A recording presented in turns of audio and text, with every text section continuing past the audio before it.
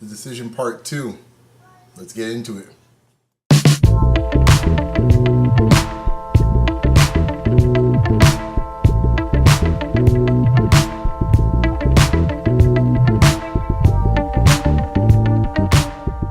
LeBron James has made his decision. He's going back to Cleveland. The news came out, on Friday, and I was planning to do this episode on Friday, but I had a feeling that things were going to break before the weekend because everyone was saying that LeBron was heading down to the World Cup final. I did not see him leaving this undone before he left town, so I figured this news was going to come. And, part of me is not surprised. I think at some point he was always going to go back to Cleveland. Did I think it'd be this soon? Probably if you had to ask me a year ago, I would say no. But I think a year ago, did we know Dwayne Wade's knees would be like about, looking like the age of 60 instead of the age of 32? No, we probably did not think so. There's a lot of things that we'll get into and probably why he left in this case. I think that what he said in the letter, which is a really fantastic piece, I'll post it down below, the essay he wrote for Sports Illustrated about his reasons why he's leaving. I take the man for his word. I really do think that when it's all said and done, he's a Midwest guy. He likes the Midwest. His family definitely seemed like they were much happier being in Ohio than in South Beach, even though the word was that LeBron seemed to like it, but the family didn't seem to like it as much, and they wanted to go back home and they were homesick. I think that had a lot to do with it, especially him now going to be a father for the third time. He's got a little girl coming. I think a lot of what he said about raising his kids in Ohio, he wants to do that. And I take this for a word. I'm not gonna get cynical about it. I know that we're in a world where everything's cynical. I'll get to some of the cynicism afterwards, but I think overall, the key reason why he wanted to leave was to do with that. Obviously, the big thing was hanging over everything with the letter by Dan Gilbert 4 years ago.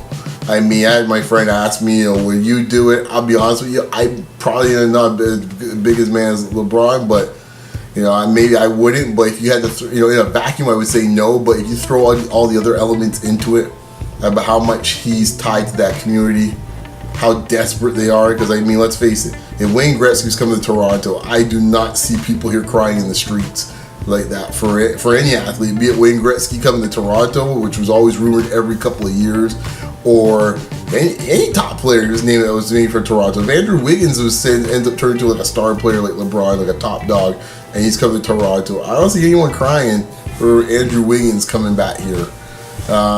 So I think there's some connection there with he and the community, and that I think is the strongest reason why he wanted to go. And I think also too, he's seen, everyone talks about LeBron's legacy. He's like the only person who seems to have a legacy. No one ever talks about Durant's legacy and Kobe's legacy and this and that. So I think he's looking at it from the standpoint of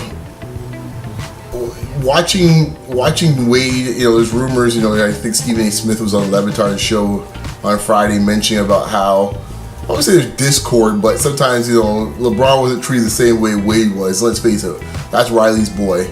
Wade's Riley's boy, and even I guess Stephen A. had mentioned that Riley and Mourning have a special place in Riley's heart, and that in some ways makes sense because he coached them, he knows them through and through. They went through kind of the wars together as coach and player. That LeBron, even though he's the president of the team, it's just not the same type of relationship you have with the players. So that there might hurt LeBron to some extent. I don't think it's the reason why he left, but sometimes how the situation goes. If you're already kind of leaning that way, all it takes is a little something here, a little something there. You got your family chirping in your ear, and then you realize, what? I think part of it too is he was just tired of it. The pressure, the strength, the stress of having the arrows, the daggers out. And I'm not saying that some people are just going to dislike LeBron, doesn't matter what he does. And I know some of them be on Facebook, already doing that. So we're on online, being cynical as hell for whatever reason. So be it. I think in this case here, he was just tired of it. I think he wants his own legacy with a team, kind of like how Wade has with Miami, Duncan has with San Antonio. I'm sure, obviously, you witnessed how Duncan's treated down there in San Antonio, Kobe in LA, and so forth. I think he wanted something like that, and I think the only place he knew he could get that was in Cleveland. Now, mark my words on this, LeBron's no fool. He's a businessman. So he knows what he's doing. And I would not be surprised if you find later down in the road that that there's some ownership tied to this at some point. Because I don't think he's gonna just take Dan Gilbert's apology just as so. I wouldn't be surprised if they worked out something where there's gonna be some negotiations for him to get a piece of the team at some point. I don't know if it's not this year, maybe not next year, but I wouldn't be surprised if something worked out down the road. So, watch that carefully. You don't hear announcements 3, 4, 5 years down the road that he's a minority owner of the Cavaliers or something of that nature. We'll see how it all plays out. But, hey, I'm happy for him. He did what he had to do for himself and his family. And I think Cleveland right now, let's get the hoops part of it quickly. I think Cleveland right now is a team that you got to say right now, they're probably the team to beat in the East. Especially with Stevenson we're not sure if he's returning to Indiana. Indiana's got a whole bunch of other issues. They may move Hibbert. We're not sure yet. Chicago's still Chicago with 2 gimpy knees from Rose. So to me, I always throw them kind of they're there. They'll play hard, but I always consider them as a real threat until I see something from them. And then of course there's Miami, which everyone says Miami. I think Riley's not based on the contract he gave Bosh. I don't think Riley's going down without a fight. So I wouldn't be surprised by the end of next week you see Wade's back in the fold, which with a contract that pretty much will take him into retirement. Bosh already covered. I think you'll see either Deng or Ariza, playing in Miami. He already signed McRoberts, which I think they'll keep that. I think McRoberts won't fall out of that contract. And Granger too, which is Granger's small chits, but they'll add a few more pieces, and then Miami's gonna have a good team. I mean, you put that together, you get Deng or Ariza with Wade and Bosh, and McRoberts. It's a good squad. I mean, is it a championship level squad? Maybe, probably not. But in the East, with who I'm talking about around there, really, Chicago, I don't see that team any better or worse than Chicago. When you fill up the puzzle, they'll probably add Haslam back. I don't see any difference between them and Chicago. I don't see them heck, even Indiana. Indiana's still struggling just to score, set 80 points a game. So, I don't see them, being any worse or better than them. So we'll see. Right now in the East, how I see it right now, if let's put it this way. Right now we don't know Miami. Miami's the X factor, but let me assume they get one of those 2 small forwards.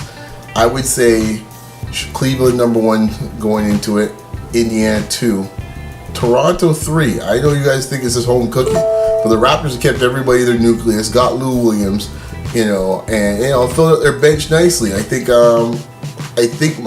Toronto, sometimes the best move is not making any major moves, and I think Toronto with that nucleus, another year of growth.